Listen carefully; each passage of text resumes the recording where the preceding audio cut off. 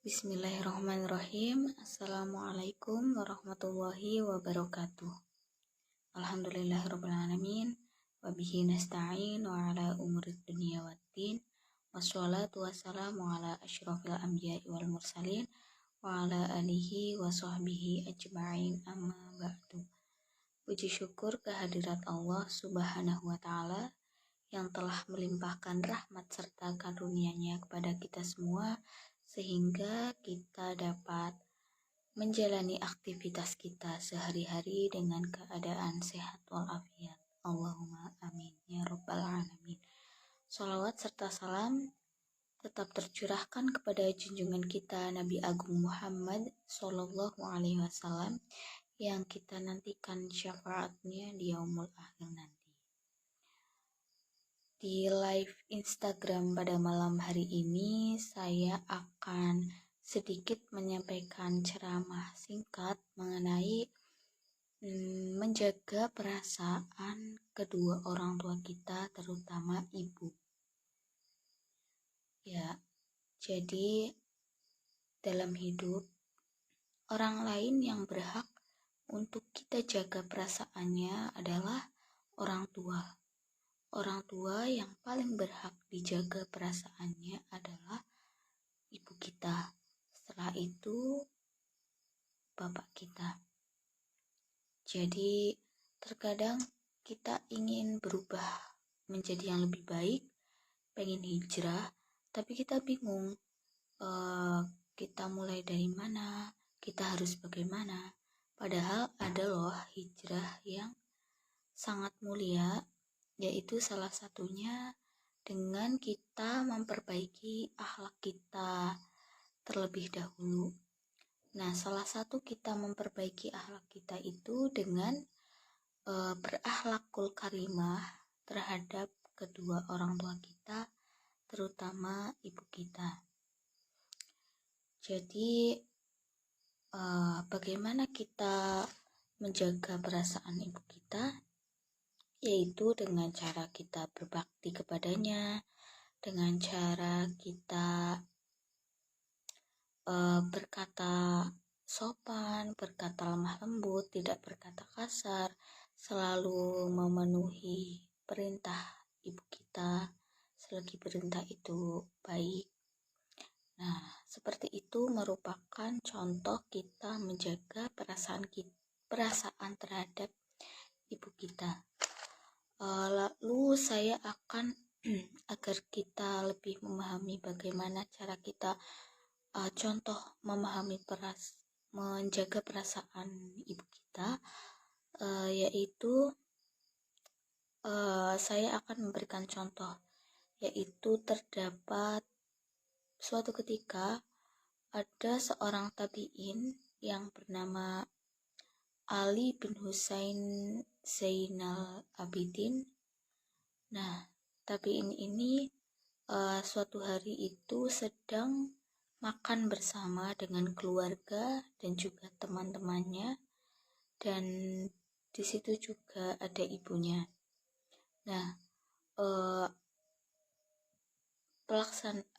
makan-makan itu dilaksanakan secara bersama-sama, dan Ali itu makan bersama dengan teman-temannya dalam satu nampan. Karena budaya di situ itu makannya itu bareng-bareng dalam satu nampan seperti itu. Tapi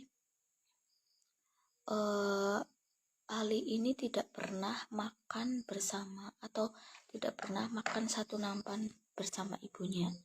Nah, kenapa demikian? Karena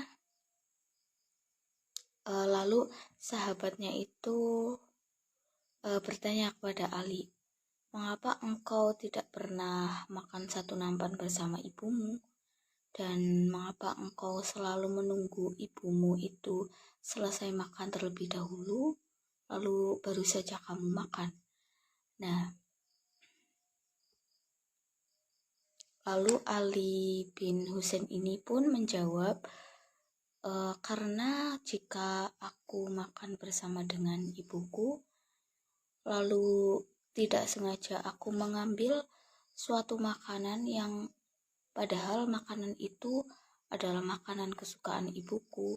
Lalu makanan itu sudah berada di tanganku, maka pasti ibuku akan mengalah. Ya sudahlah, itu untuk anakku saja, seperti itu. Maka dari itu Ali tidak mau makan satu nampan bersama ibunya karena seperti itu. Dan itu juga suatu contoh Ali bin Husain ini menjaga perasaan ibunya. Jadi bagaimana kalau mau makan, ya Ali akan mempersiapkan makanan terlebih dahulu untuk ibunya dan menunggu ibunya itu selesai makan. Ali juga mempersilahkan ibunya untuk memilih makanan yang dirasa mempersilahkan ibunya itu untuk memilih makanan yang ibunya suka tersebut, seperti itu. Dari cerita tersebut kita bisa mengambil pelajaran bahwa kita sebagai anak harus menjaga perasaan ibu kita, entah hal sekecil apapun itu. Lalu dalam sebuah surat Al-Quran, tepatnya surat Luqman ayat 14 yang berbunyi Bismillahirrahmanirrahim. Wa wassaynal insana biwalidayhi hamalathu ummuhu wahnan ala wahnin wa fisaluhu fi amaini anishkurli waliwalidayk ilayyal masir. Nah, dalam ayat tersebut itu kita diperintahkan untuk berbuat baik kepada kedua orang tua kita, dan terutama ibu kita yang sudah mengandung kita selama 9 bulan dalam keadaan lemah. Selain itu, kita harus selalu bersyukur kepada Allah Subhanahu wa Ta'ala dan juga kepada orang tua kita, serta kita harus selalu mengingat bahwa kita akan kembali kepada Allah Subhanahu wa Ta'ala.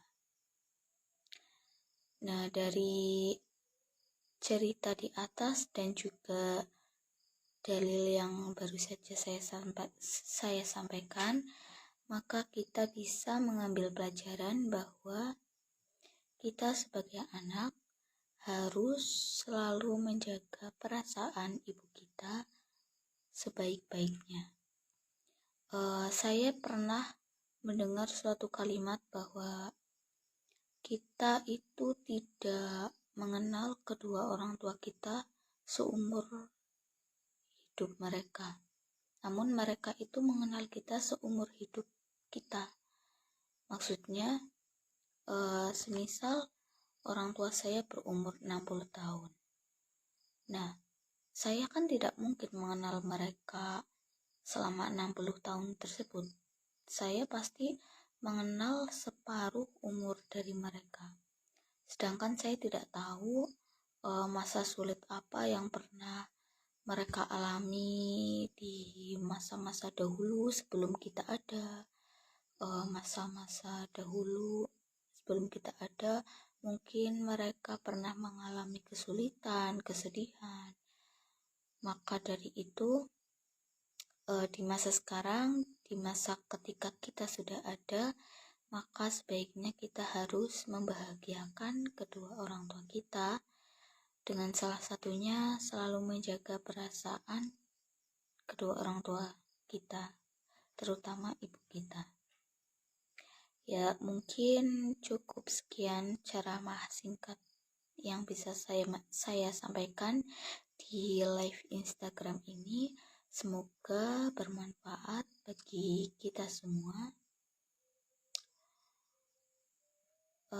Semoga yang mendengarkan ceramah singkat ini bisa semoga bisa menerapkannya kepada kedua orang tua kita semua. Amin. Allahumma amin. ya Rabbal Alamin. Cukup sekian ceramah singkat dari saya. Kurang lebihnya saya mohon maaf. Billahi taufik wal hidayah. Wassalamualaikum warahmatullahi wabarakatuh.